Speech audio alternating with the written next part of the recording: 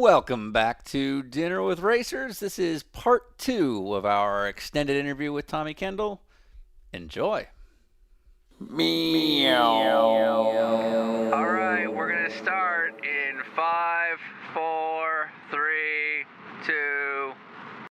Did you see the, you were in it. So yeah, you probably saw it, the Patrick Dempsey Lamar documentary. Yes. There was the first couple episodes, there was a huge emphasis on Paul Newman and that sort of allegory between Patrick's career now and Paul Newman. Obviously, Newman was a teammate of yours for a few races. What do you think a guy like Newman would think of what Dempsey's doing today? I think, Paul was just, he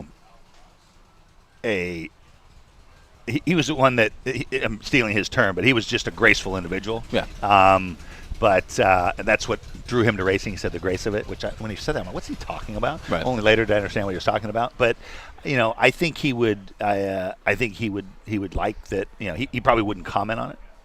But I think, he would applaud a guy for, pursuing what he loved like that and sacrificing, hitting the eject button a year early on one of the biggest shows going and so forth. Healthy living. Yeah.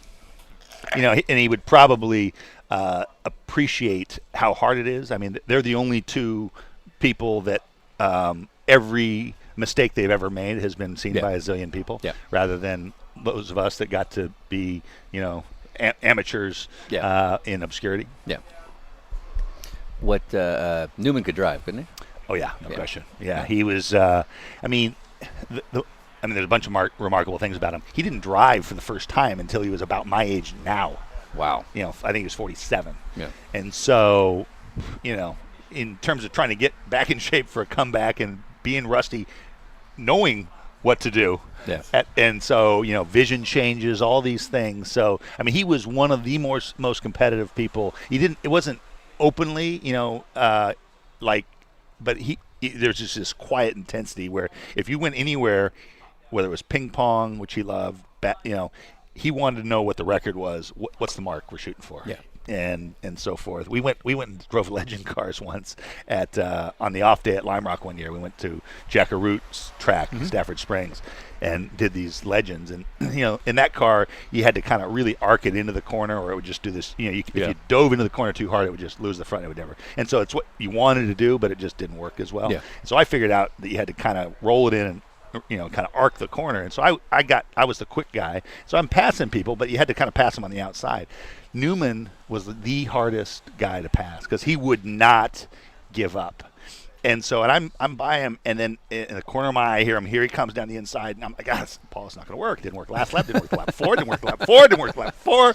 And so, and I'm thinking, why don't you just give up? And so the racer in me was like pissed. I'm like, dude, got you. Yeah. But then in hindsight, I'm like, that is cool. That dude is cool because he just wouldn't. Well, in give his up. head, he definitely looked at guys like you as like his heroes because he was such a respectful racer that he was probably like, I'm giving Tommy Kendall some shit. Yeah. He was probably grinning about it like, yeah, kid, I had you on the binders. He did. He was like, I watched him hopping up. This is before I ever raced with him. I was only 19. He was out at Willow Springs. And whenever he would be filming, he'd had some car network people. And one of his guys who he bought his Porsches from, Pete Smith, was the guy that got my dad into racing. So he called my dad and said, hey, Newman's in town. He'd like to run some laps out at Willow. And so my dad, I don't know if my dad would have done it, but my mom said, you're doing that. And so he brought a car out for Newman to drive. And then while he was there, he hopped in a Formula Ford in an open face helmet at Willow Springs. And it was either a Ford or an Atlantic. I'm guessing no one knew that. Well, no, and it's just so he always wore an open face then, and he wanted to drive the car, and I'm like, that dude's a badass. Yeah. Didn't give a Did shit. he just want to be one of the guys at the track? Oh, 100%. Yeah, 100%. Yeah, he just, in the run up to Daytona '95, Roush always did their shakedown, leak check, brake pads, all that at Savannah. Yeah. And so you'd go there, and so that was the first time he got to drive the car, and so there and going out to dinner and getting pizza and whatever, and just watching, the fame factor, in an obscure place, and he had these sort of, gimmicks to sort of, the sunglasses across the mouth, that weird thing he did on one ear. Yeah. That was one of them. Another thing he did is he used to keep one of his shoelaces untied, like if there was a crowd, I said, hey, your shoes untied. He said, yeah, I know. He said, that's how I get through a crowd. He says, because if you're going through a crowd like this, everyone wonders who that guy with his head down. He says, if you're kind of doddering along and, looking at your shoe untied, they're like, oh, that guy's shoe's untied. I was fortunate to get to spend some time with him. My dad was his crew chief when he drove the Lotus in the Bridgestone Supercar Series. Oh, right. With Doc Bundy and those guys. And he took to me like totally like we knew each other forever, and I was like 8 or something, you know. And he kept stealing my bicycle at Lime Rock, which was his home track. We stayed at his house, like my dad and I, because it was just like a one-man band kind of deal, no pit stops or anything. Right.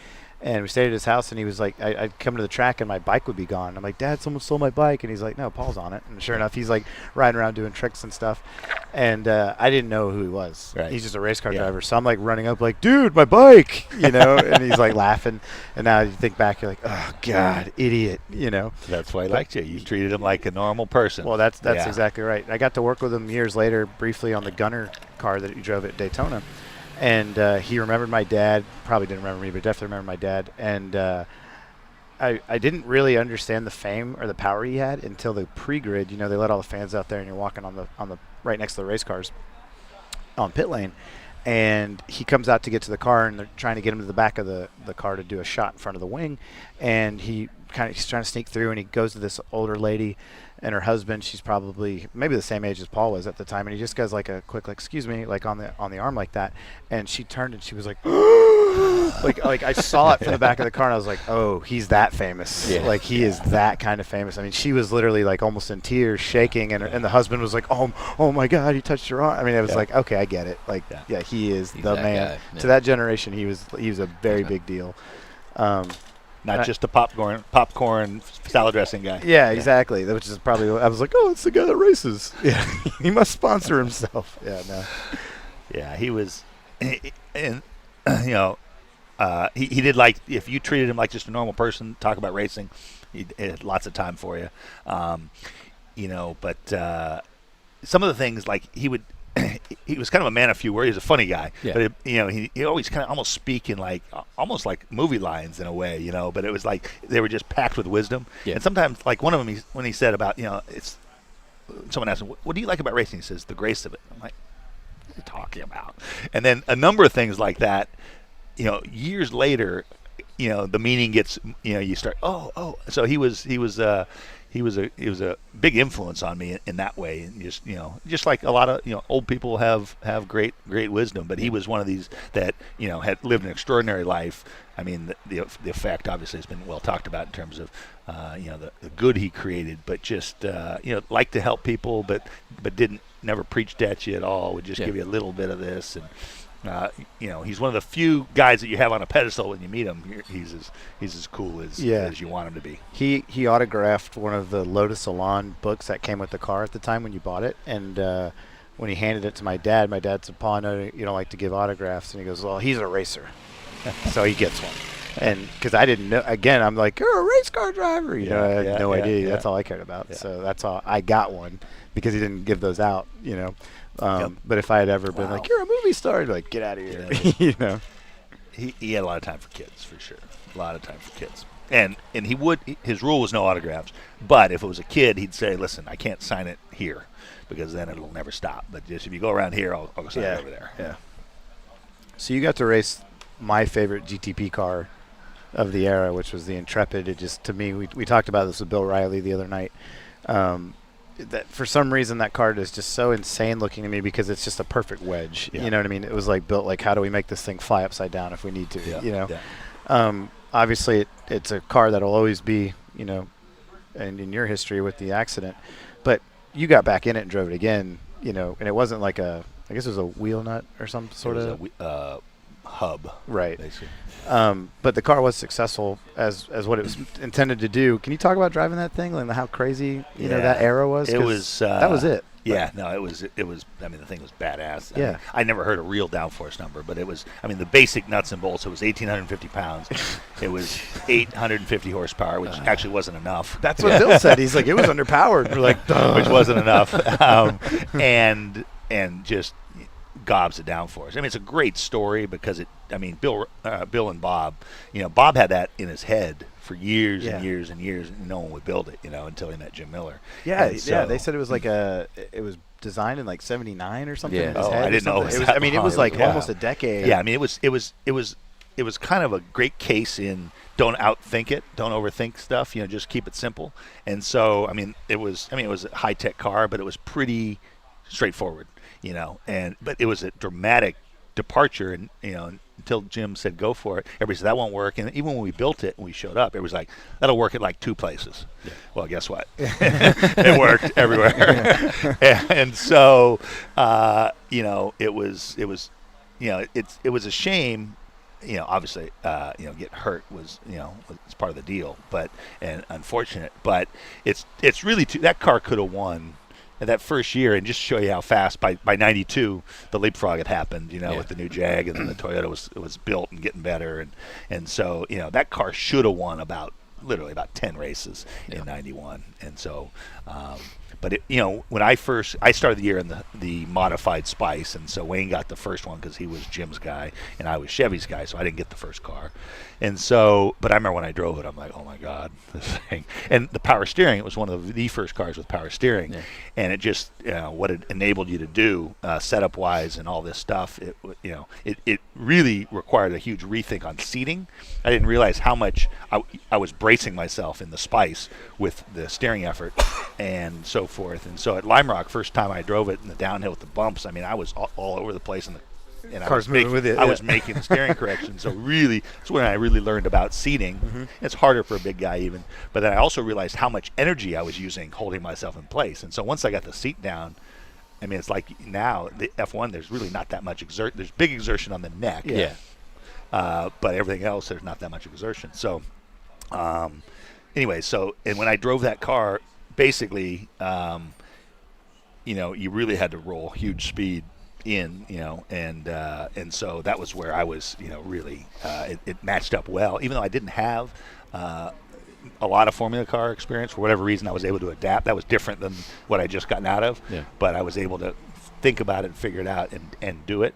And so I just kept saying, if you can give me more stick, I'll go faster. Yeah. And so the front splitter kept extending, and then we started going more elements on the wing, and it was really an insane piece. That weekend at the Glen, we ran the short course, and Bernd Schneider was there in the Yost Porsche that had a single element rear wing, European style, and the ends were bending on the straightaway. Right. It was so flimsy, and so he went 212. Through the speed traps on the after accelerating from the S's, 212, and I went like 178. Right. And if I hadn't nicked the curb coming onto the front straightaway and had to crack it a little bit, I would have been on the pole.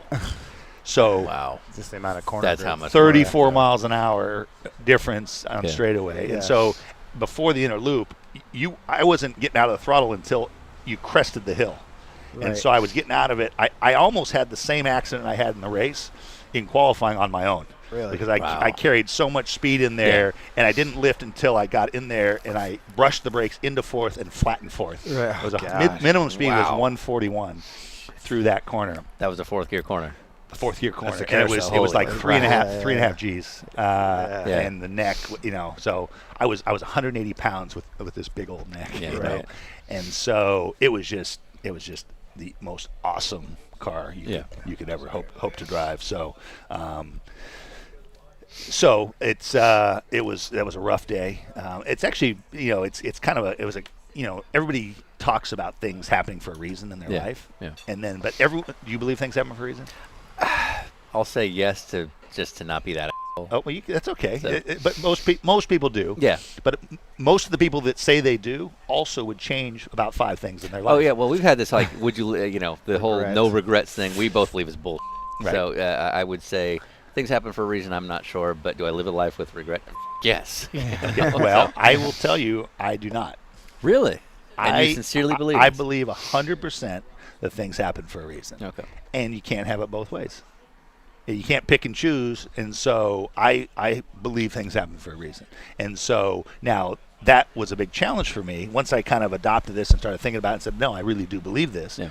And everything kind of serves your evolution up Yeah. until this point. Yeah. And the degree to which you accept that is kind of the degree to which you enjoy your life. And Yeah. you're without. And so That's why you're in a good state and I'm always miserable. Yeah. there's some no, truth I, to that. there's some truth to that. 'cause So there's a lot of truth to that. So the challenge was that accident was and so I said, that was the one I had to work on. I said, Yeah. until you're willing to say it's June 30th, 1991, time to go get in that car. yeah. Things happen for a reason, big boy, you know. Yeah, And so and when I finally could say I would get in that car, knowing how it was going to turn out, because Yeah. I like where it is, Where you are where today. it is today. Yeah. And so I joke, I said I'd probably pop a couple of Advil first. How, Bracing shot of whiskey. because I don't know how much Yeah. you've really ever talked about the accident. How much do you remember it? All of it, 100%. Really? Oh God, Yeah. that is horrible. Because that's always the beauty of, I mean, I Yeah. can speak for this. Most major accidents is you really have no idea what happened. Yeah. So you remember the whole thing. Yep, I oversaw my extraction. I kind of had input in my extraction. Did you know how bad it was? Somewhat. I Yeah. mean, not 100%. I mean, when the accident happened, I mean, things happened in slow motion. Yeah. I was battling for second with Brabham. Yeah. And I had just come out of the pits, and I had passed him into turn one the lap before. He had passed me back into 5, draft and pass and then I passed him into 1 again. He passed me back, and then he defended, and so I went to the outside. Right. Yeah. I would have been underneath him if he hadn't defended Sure. when that happened, Sure. which would have been better for me and worse for him. Yeah, right. 7-wheel stop better than 3. Yeah. So, and so, when the car shuttered, I corrected. I thought a wheel would come off from the pit stop, but Yeah. I didn't know the hub had broken, and so I'm like, I'm going to lose second. And then when I got backwards, I saw how fast everything was still going. I'm like, oh, I'm going to hit Yeah. something. And Right. so it came, and I never saw it because it went. And then it just got dark when it was in the tires, huge impact, and then it up in the air, spun around, and then it was just bright daylight because the whole roof and the front was ripped off. And this whole thing has happened in slow motion. Yeah. Yeah. And then when I came to rest, my legs were, out, and the right one was kind of wrapped in with the steering column, and my feet, it's like there was a torch on them, Yeah. So you could feel. Yeah, this I whole knew thing. they were, and then I could see my femur was broken around the steering column, and so, on the radio I said, hey, been an accident, my legs are broken, send the medics.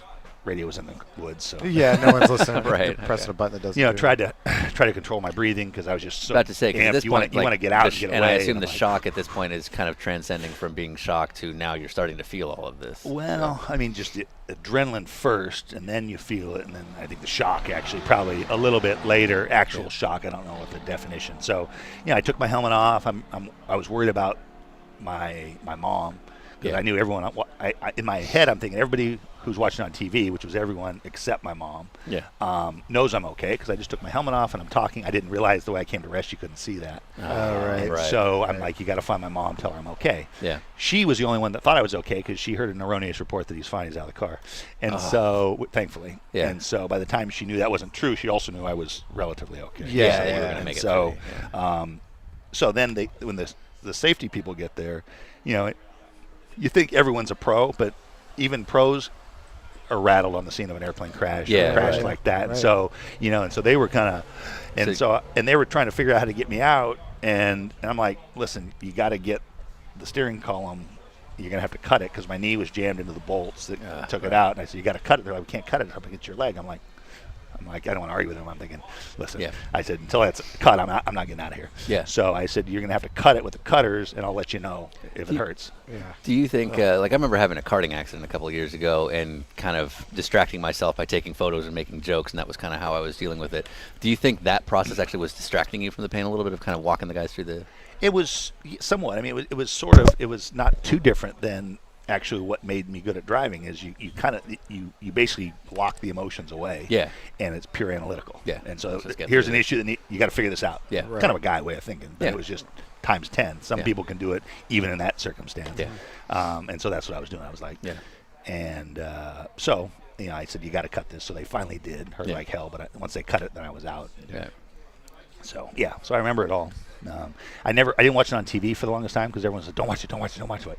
I'm like, I You lived gotta through see it. it. I think I know what it's going to Yeah. look like. Yeah. Right. And I finally caught it. I was doing wind tunnel and they had it on a monitor. I'm like, oh yeah, that's about what I thought. It Oh was. wow, Yeah. that much longer. Wind Yeah, tunnel. yeah. 20 years. Man. Can you feel it when you see it?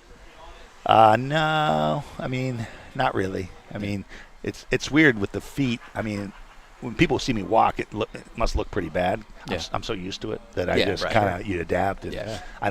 I almost can't remember what it. I really can't remember what it felt like to Yeah. run Mhm. or I to, get that. to Yeah. be able to do that stuff. Right. Right. Yeah, well, we can't come back from that. Way to bring the show down, Sean. Well, on that note, Well, we have a question. on the bright note, I said I have no problem talking about it because I think things happen for a reason, and so Yeah. that served my evolution. A lot of people, the things that most people would wish wouldn't happen, were actually the most impactful things that happened. Yeah. And so if you like where you're at, you should actually. Those are the things you should most celebrate in a way. You know. Yeah. No, Counterintuitive, but I agree with the philosophy. I just have a very hard time adapting to it. right. Well, So- a lot of people with resentment and anger Don't have any of that. They almost feel like if they let Why go are you of- laughing, Ryan? You've been in a car with 30 days. I have nothing but a ray of sunshine in the car. I'm like, if I could like block off the passenger seat, Yeah. and just be like, happy thoughts, okay. You bring out the worst in me, Sean. No, It's like riding with, instead of a ray of sunshine, it's like riding with a black hole. yeah, that's exactly. pretty Just much keep true. pulling me back in. Yep, yeah. yep. Except I would take up a lot of the seat, as everyone keeps to point out. But to that point, a lot of people with anger and resentment, they think if they let go of it, they're endorsing or condoning Right. someone else's. And it really that I told PT something the other day. I said, not forgiving. You don't forgive for the other person. You Yeah. forgive for you. Yeah. I said it's like drinking poison, hoping the other person dies. I said, Yeah. it's just they don't even know. yeah. They Yeah. don't Right. even know. Right. They're I off would surfing, and you're 100 like, I 100% understand and Yeah. agree with the philosophy of guys who manage to stay positive. I just don't know how to do it. Yeah. It's just that simple. yeah, So, yeah. Well, it's um, wiring. yeah, maybe. it's wiring. I don't know. But So a reoccurring thing we've been doing on the show is a pass-along question. So we had dinner last night with Jordan and Ricky Taylor. Ricky was actually wearing a Ricky Taylor T-shirt, so feel free to make fun of him for that whenever you see him. The question from Jordan was a rivalry between you and him, and he wants to know who wins the mullet rivalry. Well, I mean, I of course get credit for blazing the trail, but he took it to another level. Yeah. I mean, Yeah. that was breathtaking. Yeah. I mean, breathtaking and badass. I mean, it's a weird. It'd be interesting hearing what he said. I'm sure at first, I bet you he really kind of it gives you confidence in a way, Right. to really when you really don't. Yeah. And a lot of people pretend to, but when you really say, I don't care. you, I don't care. Yeah. you're like, it's really is liberating. Yeah. And that comes, the car and so forth. Yeah. I mean, it sort of takes on its own energy. Yeah. And it really is kind of liberating. And Yeah. so, no, he definitely took it to, like you're supposed to. The next generation is supposed to go bigger. higher and bigger. Right. Yeah. Right. So he's like the double backflip of mullets. Yes. For our generation. Yes. so you're yes. declaring him the winner. Yes. Okay, Yes. good. Yes. If you'd like to hear what else he said, please download our podcast. The thing that I laugh about with Jordan and that mullet is that I look through like old GTP books that Yeah. people have done Yeah. with photos, and it's like you'll see a body kit that they tried at like a street course or something with like double wings on the front. You're like, whoa! Yeah. But instead, some kid like Yeah. in 40 years is gonna be flipping through, and there's gonna be Jordan's My mullet. God, people actually wore mullets. Yeah, then? you're like, what In is that? 2014. Yeah, exactly. He's holding an iPhone. It doesn't add up. Yeah. So then Ricky's question was, what was the most annoying thing his dad did as a teammate? Oh Jesus! That's like that's a Where that's do a we start? fastball right over the plate. Boom! Well, how about? I don't know if annoying's the right word. So Wayne's.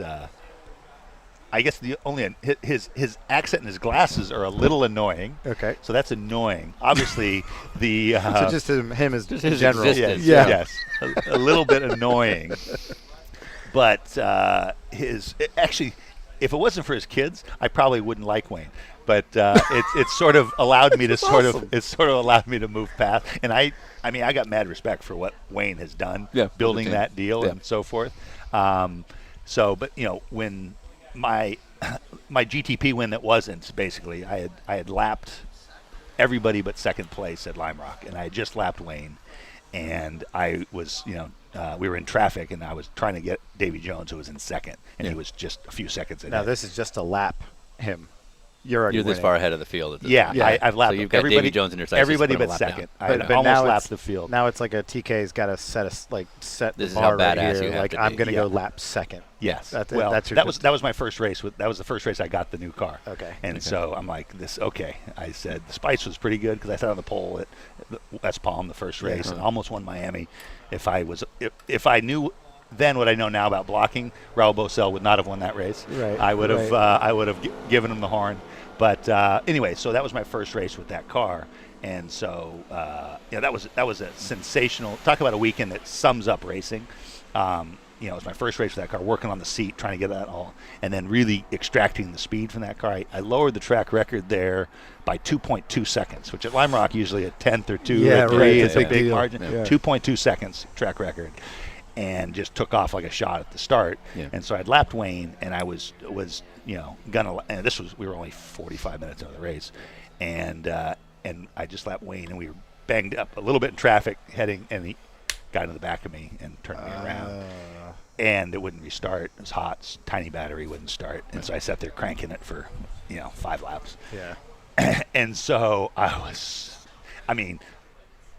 over it now, barely. I was going to say, I don't know. Yeah. Fire in your eyes. That one was, it's one of those things when you're in the middle of it, you're like, Jim Miller had sat us down that morning and said, hey, I know I don't need to say this, but I can't help myself. I've got to say it. Under absolutely no circumstances are you guys to run into each other. Right. I think he meant battling for the lead. Yeah, that's probably it. So I was hot, and so, but again, age is an amazing thing. So God bless Wayne Taylor and producing those incredible kids. Yeah. They're really, and it's neat to watch them come into their own, and they are shining lights. Not just Jordan is kind of one of these personalities that it's not ginned up. It's just him. Yeah. Yeah. And so, he could be a big star in that way too. Yeah. Yeah, and what Sean was excited to learn, I kind of knew this a little bit, but we both were even more, educated on Ricky, is that Ricky's actually Really very, funny. very funny. Yeah. He just waits for a shot.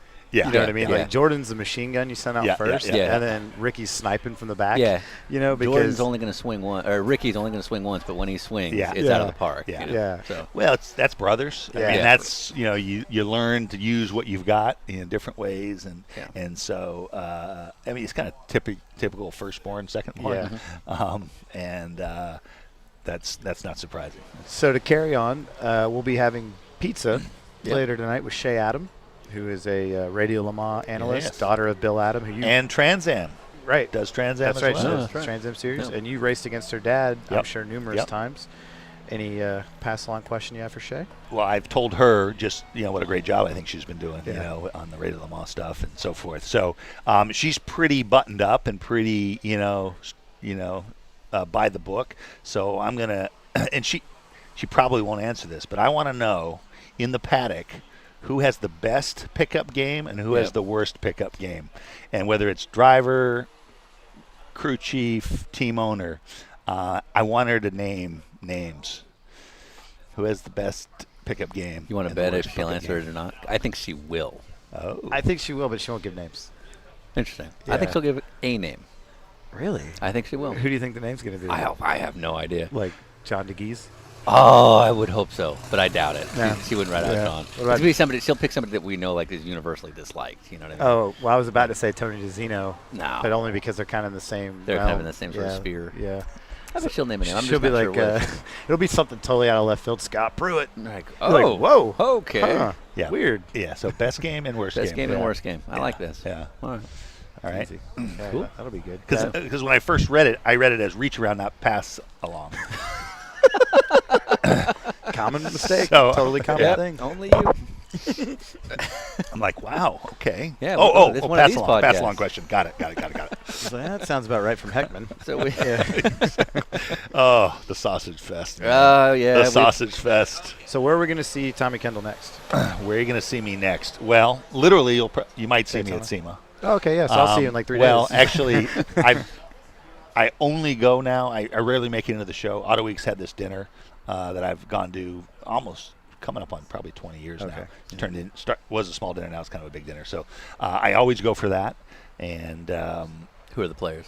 it's automakers for sure, but then there's since SEMA's aftermarket, you'll have Alex Borla, and Sure. there's always some sometimes Linda Vaughn, usually Linda Vaughn. That's There's who it was I some was saying we drivers. should get. Yeah, That's who I was Yeah. saying we should get, not the other person. Okay. Yeah. yeah. So Linda Vaughn. It's Barry McGuire and his wife. So it's. They started with Leon Mandel doing these, and he's putting this interesting group together. He does them at NAD, the dealer conventions, different crowd. Does New York Auto Show, different crowd. I don't know if they still do all those, but they still definitely do the SEMA one. Yeah. And it's morphed. It's actually co-hosted now by NASCAR the last couple cool. of years, Okay. and I actually I sent a text trying to hitch a ride on the plane since we're Yeah. both going from here, and Robin Pemberton, who's the only one I know well enough to ask, Yeah. says Right. he's not going. Oh, sorry, not it. Yeah. So, so beyond that, I guess probably Rolex Daytona. test Yeah. or something like that. So that's probably next. Let's see. If Derek Walker were here, he'd grill you on what's the 5-year plan. Yeah. Oh, 5-year plan for me. Yeah. It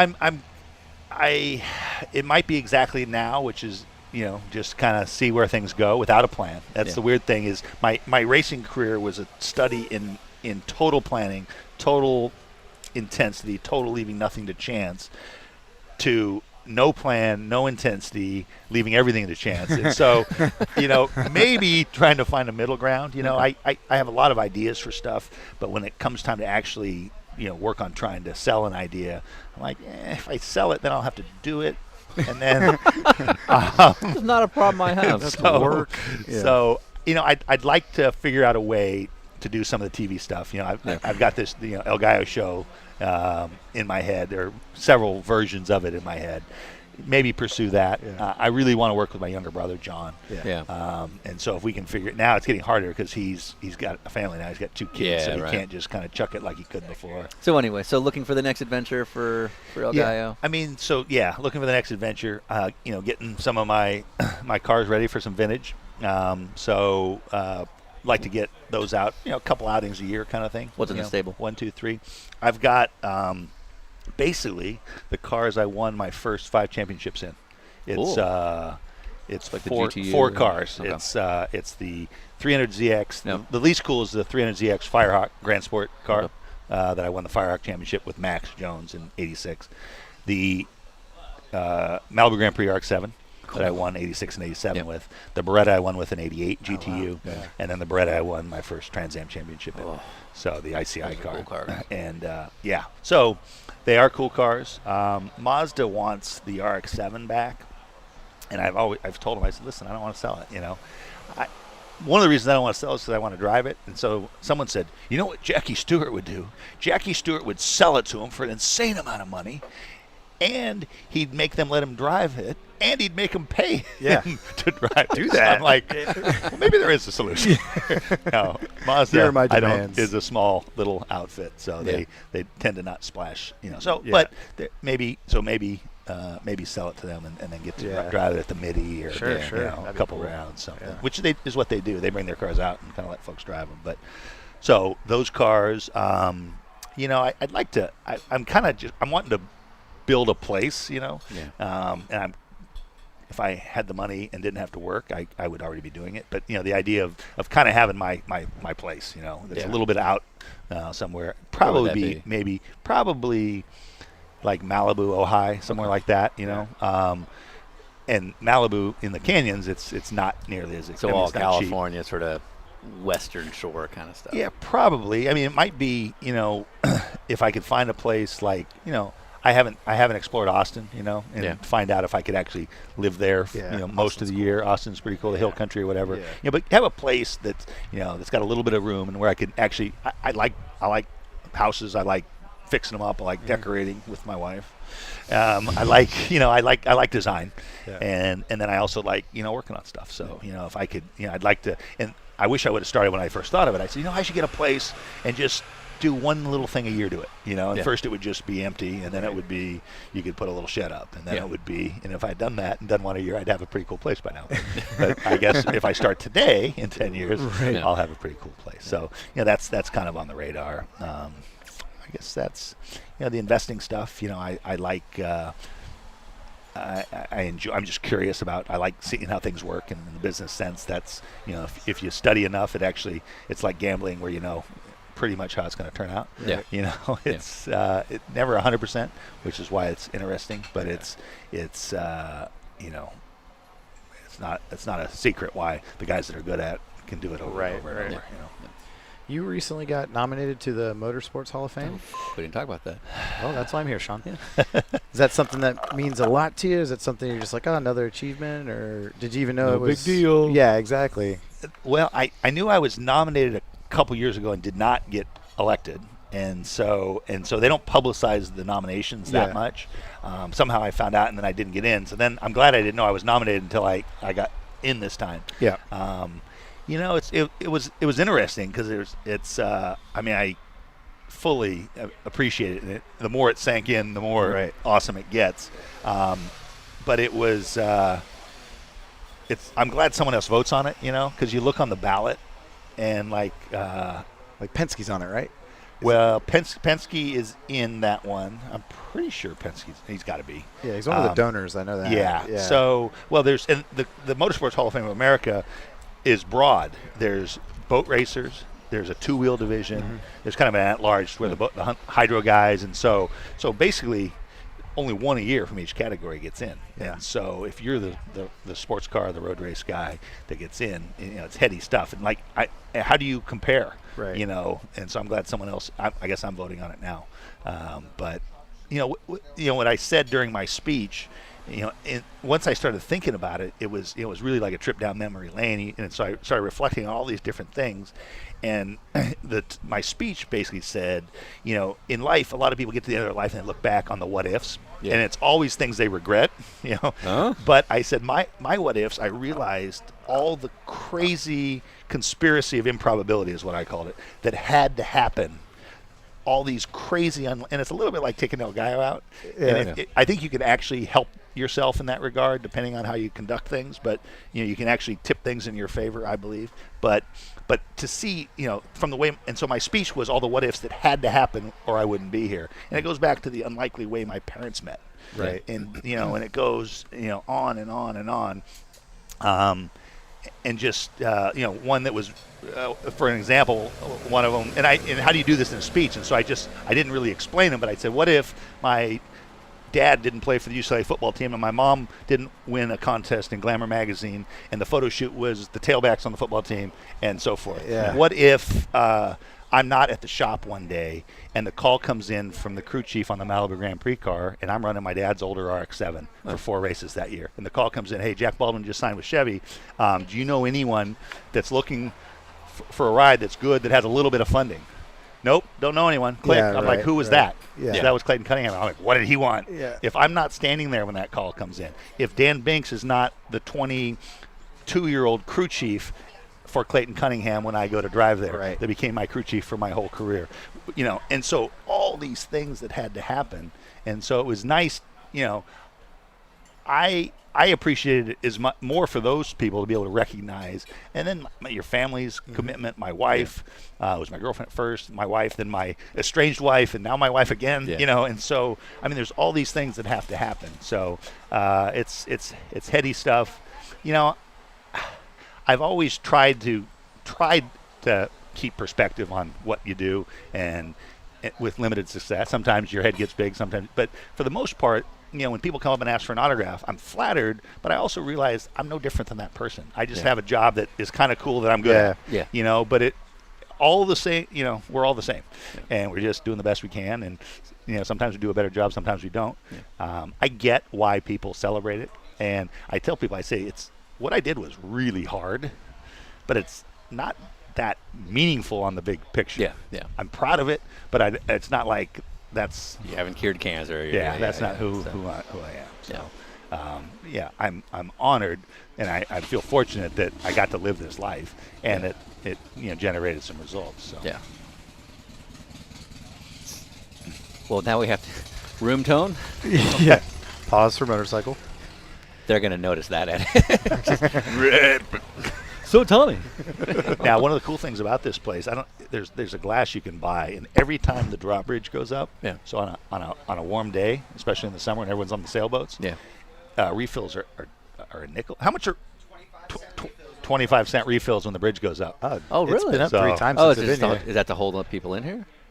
Well, it's just just kind a of cool thing, you know, yeah. You got to have a thing. on a nice day. That's a good place to go drink beer. By the way, I dig this place Yeah. a lot. Yeah. This kind of, we were just, I took my first vacation in years Yeah. a couple months ago, and this reminds me sort of like, we were in Puerto Rico, and this reminded me a lot of that kind of setting. The story, I don't know if it's true. Supposedly the chef here won one of the cooking shows. Okay. And I don't know if he's still the Okay. chef, Which the one? owner, or whatever. I don't know. Yeah. Yeah. Did you know that Spencer Papelli killed somebody? So in Atlanta, there's a place called Parks Tavern that does if it rains, they do dollar beers. So it's like if it rains, we pour is their thing. So it's kind of their gimmick too. And anytime it rains, you see literally people like running to get there before it stops. Because as soon as it stops, the deal's off. Oh, you know man. what I mean? So people will be like throwing footballs in the park and start training. They're like Parks Tavern. Yeah. So I'm sure they're like trying to get people in through the canal like all day long. Like, Yep. Yeah, come this Yep. way. Yep. Yeah. No. So I'd advertise New Smyrna as a cool place to go, but we don't want to give it away. Yeah. No. This is like right up my alley. Yeah, no, I really like this so far. Yeah. No, there's not as I said, there's not an ounce of fancy to it, you Yeah. know. And like when Vickers came here, he goes, "Bro, you got to get out of here." He said, "I want to kill myself." I said, "That's exactly why I live there." I said, "I live here because you don't want to come here, Right. and I get some peace." You're right. And, Does Vickers say bro? Yeah. Yeah, he does. Yeah. Yeah, He does. looks like a bro. He looks like a bro kind of guy. Yeah. Yeah. That's all right. Not a lot. Yeah, he says, "Bro." Is he going to get Yeah. back into NASCAR stuff, you think? I doubt it. I Really? doubt it. Yeah. I mean, it's a cruel twist, you know. Mm-hmm. It's a cruel twist. He gets, you know, he's assessing that right now. He's gotten, just when he thinks there's no shot, he'll get kind of a little bit of Come a dangle the glimmer of carrot. hope, which is why I say it's cruel. Yeah. If they would just say, "Listen, there's no chance." Yeah. And so now the most recent thing is what he was doing is he was going on to blood thinners, and they were trying to figure out why he was clotting. They ruled out all these things that are known, and so then they'd say, "Okay, you know, it could be from, you know, lack of circulation, dehydration." The list on the things that can cause it. Right. The guy said, "Do you have any of these things?" He says, "I have all those things in my life." Right. You know, and so, and so with the most recent ones, happened enough times. They're like, you need to be on thinners for the rest of your life, which up until now has always meant absolutely can't do anything where you would have a Sort of bleed. puncture yourself, right? But apparently with the way the new thinners work, Xaralto being one of them, there's, you know, some of them, they work different. There's two different paths they work on. One of them, the tail of protection is a lot longer than the tail of the bleeding risk. So theoretically you could, and this will help him even if he doesn't go racing. Like he likes to do lots of stuff like, you know, rock climb and this stuff and so forth. And so, you know, so there's a glimmer of hope that it, you know, some people are saying, you know, if you did your dosages this way, because racing tend to work on a schedule, you know, basically you would do it so overnight is when your bleeding risk was, and then all day is when you were clear. But at that point, who wants to touch him and invest in that and be wrong? Yeah. So there's part of that. So, you know, the other thing is he likes other stuff. I mean, he's dove headlong into some different than me, but some investment stuff. He's, you know, part of a fund with some guys, private equity fund, Right. and he loves it. Oh. So As long as he's happy. yeah, Well, it's up his alley of networking and kind of meeting people the way he likes to. yeah. In the Yeah, past, that's there's a been good no. The powerful thing about the way he met people is I used to meet people a lot and I was always thinking, how can I get money out of this guy to go racing? Sure. You're a sports car driver. He never. I don't. To my knowledge, he was never. It was just curious about what makes the world go around. Right. Yeah. So now, you know, you can marry the two, where, you know, he's Can make it doing work. what he likes, and so Cool. All right. I think that's. Anything else we need to know about you? Anything else you wish the world knew about you? not I feel necessarily. like it's pretty out there. I have a question, but it's not related really to racing. And What was up with the estranged wife? The estranged Because that wife. was for a long period of time. It was a right? long period of time. Yeah. Yes. It was basically growing up Yeah. on both people's part. We Right. both, you know, we met at 17. Right. And I mean, it's a classic case in, I think it ought to be more or less illegal to get married before you're 30. You ought to have to prove special circumstance, which very few people can. Some people can. My older brother, my younger brother, not John, but the one in between us that nobody's met, he's married to his high school sweetheart, and it's great. Yeah. So they could prove special circumstance. Sure. Yeah. But most people, you know yourself. You don't, you don't evolve, and so there was a big part of that. I was, when I cheated like a maniac, basically. Finally got caught, and I'm like, why are you doing this? I'm like, that's actually a good question. Yeah. Because I had everything I wanted, including her, Yeah. and she's, I'm like, huh. And so, I mean, basically, the first part of your life, what I learned is a lot of what you do is what everybody else wants for you, not what you want. And so you're like, this is what I should do, this is what I should do, what I should do. Anytime you use the word should, there's a judgment in there that you're kind of living up to. And usually we're taught them, and then they come onto our software, and then we apply them to ourselves. Yeah. And so, so I'm like, I'm the best in the business at what I do, and I'm like a total dope at all this other stuff. I'm like, I should maybe try to sort that out.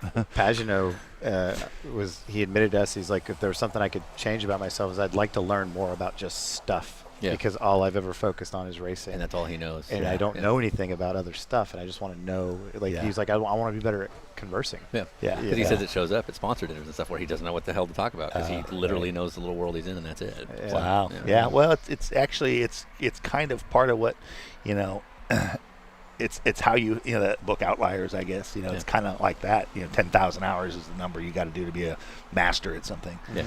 And so, yeah, so I just kind of started peeling the onion, and that whole epiphany about you can't, if you really do believe things happen for a reason, then you need to get okay with all this other stuff. Yeah. And and so for me, the degree to which I accepted things is the degree to which the future kind of opened for me. Yeah. And and so there's no right or wrong, but it's going to exert an influence on you until you sort it out. And so kind of learning to what bothered me. First time after we broke up and I went to therapy, the therapist said, "What makes you mad?" I'm like, "Nothing." She's like, "What makes you mad?" I said, "Nothing." Yeah. Seriously. She's like, "No, really." I'm like, I'm telling you the truth. Nothing makes me mad. I said, when I had my accident, I said, didn't spend 2 seconds thinking about it, this, that, and the other. I just got on with what I had to do. And she's like, huh. She goes, "No, really." I'm like, "Well, you're starting to piss me off." You are starting to piss me off. And so I said, actually, well, I guess if someone Was she Robin Williams? no. Okay. If someone cuts me off, or if someone cheats on the merge on the on-ramp, I said, I fucking go crazy. Pisses me off. She goes, "You think that's proportional response?" I'm like, huh. No, actually, that's kind of weird, actually. And so through that, I realized I was pissed about a lot of stuff, and it was just all blocked. Yeah. And, and it was part of why I was so good at executing and racing, is I could just, and there was nothing getting through that wall. Yeah. Nothing. Right. No anger, no happiness, no fear, no sad, no, nothing. It was just, I was like a machine. Right. And so I was good at it. So it's not very well integrated itself. Yeah. And so I kind of started peeling the onion to figure out what pissed me off, why, this, that, the other, just kind of gained access really to my feelings, really is what it came down to. And so, and that took, years of, kind of peeling, for 4 years after I stopped racing. Part of it was burnout, I was just like, and part of it was my marriage blew up at the same time. It probably wasn't a coincidence, and so I just said, and I really just kind of went to school, so to speak, and just read and learned and talked to people, some therapists. And then once I got kind of on the path, then I kind of just went on my own. And I really, what made me good at everything I've ever done was understanding why things work, not just what worked. Mm-hmm. To be really good at something, you can just study and emulate and practice what works. Yeah. To be the best at something, you probably need to understand why it works. Mm-hmm. Yeah. And so that was one of the things I said in my Hall of Fame thing. I said I had this teacher all 4 years of math in high school that I really didn't care for and then later I realized that guy taught me how to think. Yeah. He always answered every question with a question. Yeah. I'm like, just want to get this done. Yeah. But he was teaching me to ask why, kind of, and Yeah. why. And so, and that's carried over. And so in this instance, I'm like, why am I so miserable, or dissatisfied or whatever? Outwardly, I appear almost exactly the same. I'm more of a free spirit now, Yeah. but I've always been positive. I've always been an optimist. I've always been, so from the outside, people say you've always been this way. Yeah. But a lot of it was more of an act where I said I was smart enough to know this is how you should behave. Right. Yeah. And, now it's a little more, authentic, Yeah. And before I used to never get pissed off, except like on the freeway. Yeah. And that was sort of and where it comes from. If you want to get into psychobabble, when I was little, I used to get pissed, and my parents would punish me for Yeah, getting of course. pissed. Right, sure. And so I learned, don't get pissed anymore. Yeah, stay- And so then it's Good huge channels and passive yeah. aggressive, Yeah. passive aggressiveness. And so and now the way I heard it is if anything over about a 5 on most things, whether it's happy, sad, angry, anything over a 5 on normal things is old stuff. Sure. Old That's anger, interesting. old this, and so that you're sort of tapping into it. Yeah. Often anger, and so it just gives you a gauge. There are anger is authentic. There are things that should make you angry. Yeah. There's no such thing as good and bad. They're just different. Yeah. These are sort of positive. These are kind of negative, but they all serve a purpose and a Yeah. role. The Right. key is sort of getting all the old stuff cleaned out, so that it's sort of more how it's Yeah. proportional, so Yeah. that you get the right amount of mad that you should to protect yourself or Right. your Or whatever other it is, people sure. or whatever, Favorite race car ever driven or raced of your career? Favorite, I mean, there's 2. Your most successful race car is Yeah. usually your favorite. So the All-Sport Mustang Oh, is certainly my favorite. Of course. The Intrepid was the most awesome in terms of if you like, testing yourself and finding the limit and extracting the maximum danger, thrill, execution. I mean, that was it. That's that all you thing, that need. was badass. Yeah. Yeah. Awesome.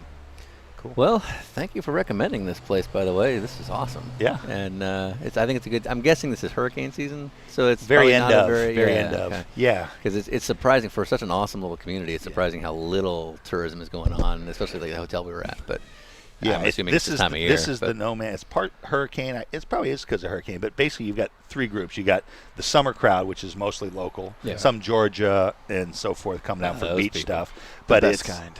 But it's and then this is the doldrums. Yeah. After the first, from the 1st until May, is the snowbirds. Like Yeah. not People coming out not of the the ones that are going all the way. It's like there's a Yeah. lot of Canadians that come here. Yeah, interesting. And so if you own a rental property, you've got a dead time now. Uh-huh.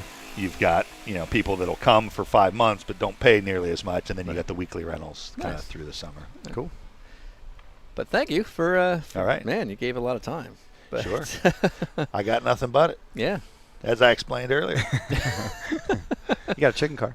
I do Right. have a chicken. Yeah, Sean? the chicken car. Right, Sean? Yes. I have no Chicken I have no car. complaints. I'm a rich man. There's no 2 ways about that. All right. Continental's got the check. Meow.